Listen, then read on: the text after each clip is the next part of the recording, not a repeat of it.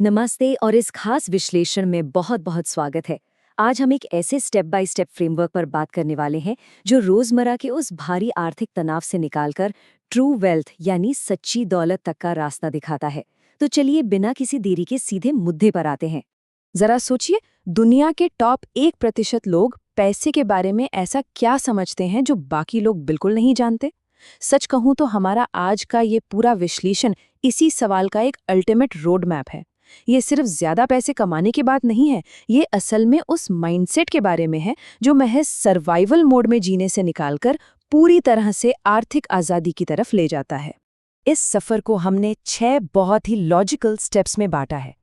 सबसे पहले money mindset shift, दूसरा रिच वर्सेस वेल्दी का कॉन्सेप्ट, तीसरा द वेल्थ फॉर्मूला, चौथा कमाई बनाम बचत, पांचवां निवेश मास्टर क्लास और आखिर में आर्थिक खुशी।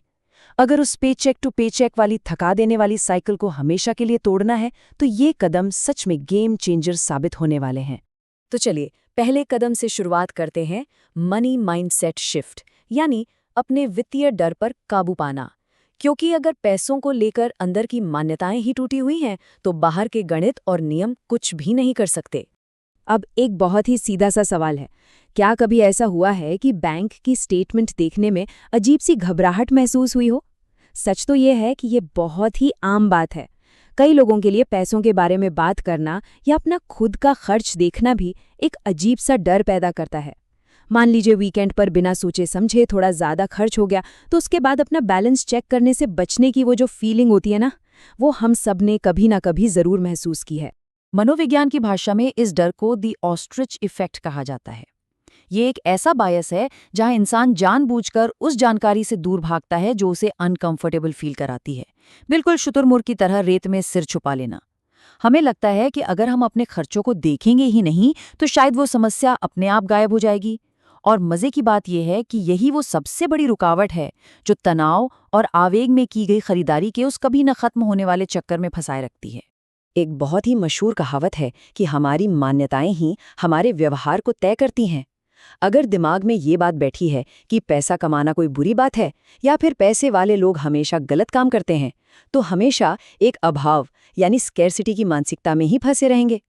असल में कोई भी बड़ी दौलत बनाने से पहले इस कमी वाली सोच को तोड़ना और कृतज्ञता का अभ्यास करना सबसे बुनियादी कदम है। अब आगे बढ़ते हैं दूसरे कदम की ओर, रिच वर्सेस वेल्दी। ये हिस्सा कमाने और उसे बचाए रखने के बीच के एक बहुत ही क्रिटिकल अंतर के बारे में है। अब इन दो शब्दों को जरा ध्यान से देखते हैं। रिच यानी वो व्यक्ति जिसकी इनकम तो बहुत तगड़ी है, लेकिन साथ ही उसके खर्चे और उसका स्ट्रेस लेवल भी उतना ही हाई है। वो अपना सारा पैसा सिर्फ समाज को एक शानदार लाइफस्टाइल दिखाने में उड़ा देता है। लेकिन दूसरी तरफ वेल्दी व्यक्ति की इनकम भले ही बहुत ज्यादा ना हो, मॉडेस्ट सी हो, लेकिन उसकी पैसिव इनकम उसके सारे खर्चों से ज्यादा होती है। और सच मानिए, समाज को अमीर दिखने से कहीं ज्यादा जरूरी है असल में आर्थिक रूप से सुरक्षित होना। और यहीं से एक बहुत ही अहम कॉन्सेप्ट निकल कर आता है, द बर्न रेट। आसान भाषा में कहें तो ये वो पैसा है जो हर महीने सिर्फ जिंदा रहने और बुनियादी ज़रूरतों को पूरा करने के लिए खर्च होता है। आर्थिक सुरक्षा का असली रहस्य अपनी इनकम को पागलों की तरह बढ़ाना नहीं है, बल्कि इस बर्न रेट को पूरी तरह कंट्रोल में रखना है। लॉजिक बहुत सिंपल है, अगर खर्च कम है तो कम पैसिव इनकम होने पर भी आर्थिक आज़ादी हासिल की जा सकती है ना कमाल की बात। इसी के साथ हम आते हैं तीसरे कदम पर, द वेल्थ फॉर्मूला। ये हिस्सा मनोवैज्ञानिक बातों से निकलकर वित्तीय सुरक्षा की एकदम पक्के और ठोस गणित के बारे में है। इनकम माइनस एक्सपेंसेस बराबर इन्वेस्टमेंट्स प्लस सेविंग्स। सुनने में ये किसी स्कूल के मैथ के फॉर्मूले जैसा लगता है, लेकिन ये वेल्थ बिल्डिंग का सबसे बुनियादी नियम है। कमाई में से अपने खर्चे घटाने के बाद जो पैसा बचता है, सारा खेल उसी का है। उस बचे हुए एक्स्ट्रा कैश को एकदम सिस्टमैटिक तरीके से निवेश और बचत में लगाना ही दौलत बनाने का असल फॉर्मूला है। बस ये तय करता है कि आर्थिक भविष्य कैसा होने वाला है। तो इस पैसे को बांटना कैसे है? घर ले जाने वाली सैलरी को एलोकेट करने का एक बहुत ही बेहतरीन और व्यावहारिक नियम है। 65% अपनी बुनियादी ज़रूरतों और फंडामेंटल्स के लिए, 25% मस्ती, शौक और फन के लिए। जी हाँ, लाइफ को एंजॉय करना भी ज़रूरी है। और बाकी बचा 10% सीधे अपने फ्यूचर के लिए। इस तरह से आज की जिंदगी का मजा भी लिया जा सकता है और साथ ही भविष्य को भी एक लोहे की दीवार की तरह सुरक्षित रखा जा सकता है। और जब सही एक्शन लेने की बात आती है तो ये क्रम याद रखना बिल्कुल क्रूशल है। स्टेप 1, एक $2000 का इमरजेंसी फंड बनाना। ये वो कुशन है जो रातों की नींद को उड़ने से बचाता है और तुरंत मानसिक शांति देता है। स्टेप 2, 8% से ज्यादा ब्याज वाले जितने भी कर्ज हैं उन्हें तुरंत चुका देना। और स्टेप 3, इसके बाद जो भी मार्जिन बचे उसे बस लगातार इन्वेस्ट करते रहना। ये अभाव की स्थिति से निकलकर एक जबरदस्त मोमेंटम बनाने का सबसे अचूक तरीका है। अब बात करते हैं चौथे कदम की, कमाई बनाम बचत, यानी डिफेंसिव खेलने से आगे बढ़कर अब सीधा ऑफेंसिव खेलना। देखिए, एक कड़वा सच ये है कि कोई भी इंसान जिंदगी भर सिर्फ कूपन काटकर या खर्चे कम करके रिटायरमेंट हासिल नहीं कर सकता। खर्च कम करने और पैसे बचाने की अपनी एक पक्की लिमिट होती है। एक पॉइंट के बाद खर्चे कम किए ही नहीं जा सकते। लेकिन दूसरी तरफ कमाई की कोई सीमा नहीं होती, ये बिल्कुल अनलिमिटेड है। लगातार नई वैल्यू क्रिएट करके और नई स्किल्स सीखकर असीमित पैसा कमाया जा सकता है। इस कमाई को कई गुना बढ़ाने का एक सच में बहुत ही शानदार तरीका है जिसे एक्सपर्टीज टू इक्विटी कहते हैं।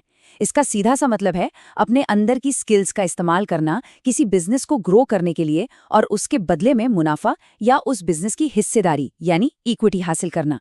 सिर्फ अपने समय के बदले पैसे लेने के बजाय ओनरशिप हासिल करना ही वो असली चाबी है जो वेल्थ के दरवाजे खोलती है। तो अब आते हैं 5वें कदम पर, निवेश मास्टर क्लास। मतलब अब अपने पैसे को काम पर कैसे लगाया जाए। इन्वेस्टिंग का नाम सुनते ही कई बार मन में डर बैठ जाता है, लेकिन यहाँ मिथक और असलियत के बीच का फर्क समझना बहुत जरूरी है।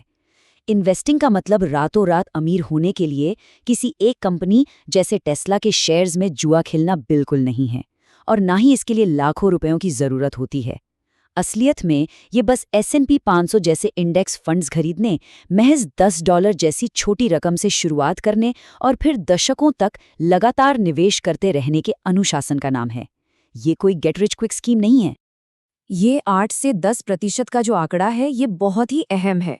ऐतिहासिक रूप से देखें तो शेयर बाजार का लंबी अवधि का औसत वार्षिक रिटर्न लगभग इतना ही रहा है।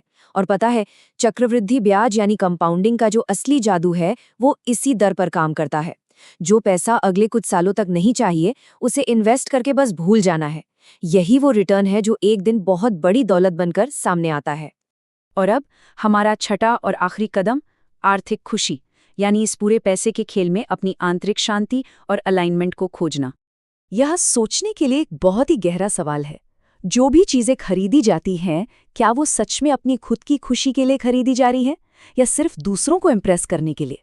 बाहरी दिखावे और इस झूठे स्टेटस के पीछे भागना और उसके लिए अपने गाढ़े पसीने की कमाई को बर्बाद करना, इस आदत पर रोक लगाना बहुत जरूरी है। इस फर्क को समझना लिटरली एक गेम चेंजर है। समाज जिस चीज की उम्मीद करता है वो है फाइनेंशियल सक्सेस, यानी दुनिया की नजर में अमीर दिखना। लेकिन फाइनेंशियल हैप्पीनेस पूरी तरह से एक व्यक्तिगत चीज है। ये एक आंतरिक परिभाषा है। यह इस बात पर निर्भर करता है कि एक अच्छी और सुकून भरी जिंदगी के असल मायने क्या हैं, ना कि इस बात पर कि दुनिया क्या सोचती है। दुनिया के सबसे महान इन्वेस्टर्स में से एक वॉरेन बफे का एक कोट इस पूरी मानसिकता को बिल्कुल सटीक तरीके से समझाता है। वो कहते हैं, खर्च करने के बाद जो बचे उसे मत बचाओ, बल्कि बचाने के बाद जो बचे उसे खर्च करो। ये वो छोटा सा लेकिन पावरफुल बिहेवियरल शिफ्ट है जो सेविंग्स को एक गेम बना देता है और लंबे समय की आज़ादी को पूरी तरह से सुरक्षित कर देता है। अंत में हम इस विश्लेषण को एक बहुत ही गहरे विचार के साथ खत्म करते हैं। कोई भी पैसे को अपने साथ कब्र में नहीं ले जा सकता, इसलिए अपने प्रति सच्चे रहकर जिंदगी जीने का साहस रखें। असल में दौलत बनाने का आखिरी मकसद सिर्फ बैंक बैलेंस में कुछ जीरो बढ़ाना नहीं है। इसका मकसद है एक ऐसी जिंदगी जीने की आज़ादी पाना जो पूरी तरह से अपने मूल्यों से मेल खाती हो। तो क्या इस जानकारी के साथ दौलत की रणनीति को हमेशा के लिए बदलने की शुरुआत की जा सकती है? इस सफर में साथ जुड़ने के लिए बहुत बहुत धन्यवाद।